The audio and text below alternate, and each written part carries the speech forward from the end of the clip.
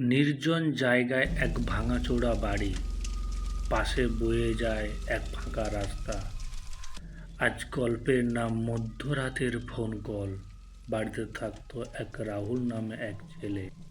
রাহুল রাত্রে গল্পের বই পড়তে খুব ভালোবাসত। তাই সে একটা গল্পের বই পড়ছিল। পড়তে পড়তে রাহুল খুব মনে মনে খুব মৃদু হাসত। সেটা তার চোখে মুখে প্রকাশ পায়। কিন্তু পাশে একটি জানালা থেকে কালো ঘুটঘুটে এবং জোনাকির আওয়াজ ধীর গতিতে তার কানে এসে পৌঁছাতো সেই জানালা দিয়ে। কিন্তু হোয়াইট টাইমে তার ফোন বেজে উঠল মধ্যরাতে।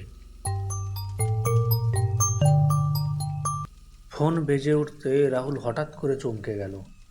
কিন্তু চমকে যাওয়াতে তার ভয়ে চোখে মুখে একটা আর্তনাদ ভাব প্রকাশ পেল। সে কোনো রকমভাবে ভয়ে ভয়ে ফোনটা ধরেই বলল, হ্যালো, কে? ফোনের ওপার থেকে হঠাৎ একজন বলে উঠল, তুমি কি আমায় চেনো? আমি কে? রাহুল ঠিক তখনই শুনতে পায় যে ওই জানালার বাইরে কয়েকজন যেন ফিসফিস করে কথা বলছে, আর কিছু কুকুরের ডাক শুনতে পাচ্ছে ঠিক ওই মধ্যরাতে। রাহুল জানালাতে ঠিক চুপটি করে আড়ি পেতে শুনছে যে কে সেই ব্যক্তি এত রাতে। রাহুল ভয়ে ভয়ে দরজার কাছে এসে চুপ করে দাঁড়ালো। দরজার লাইটগুলো তখন কেমন যেন জ্বলছে আর নিভছে, যেন অদ্ভুত এক দৃষ্টি। রাহুল ভয়ে ভয়ে দরজার দিকে এগিয়ে গেল। কিন্তু দরজা খুলতেই সে যেন দেখতে পেল এক অদ্ভুত দৃশ্য। কেউ যেন বাইরে রক্ত দিয়ে লিখে রেখে দিয়েছে,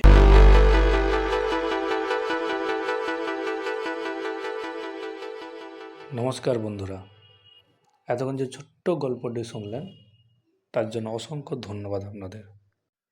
আমার নাম দয়াময় পট্টনায়ক। এই প্রথমবার নিত্য নতুন অন্যরকমভাবে কিছু করার চেষ্টা করছি।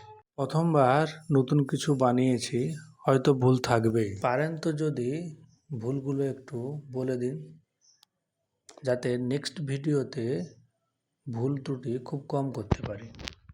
তাহলে চলুন সবাই সেই দয়াময়ের ছোট্ট গল্প ঘরে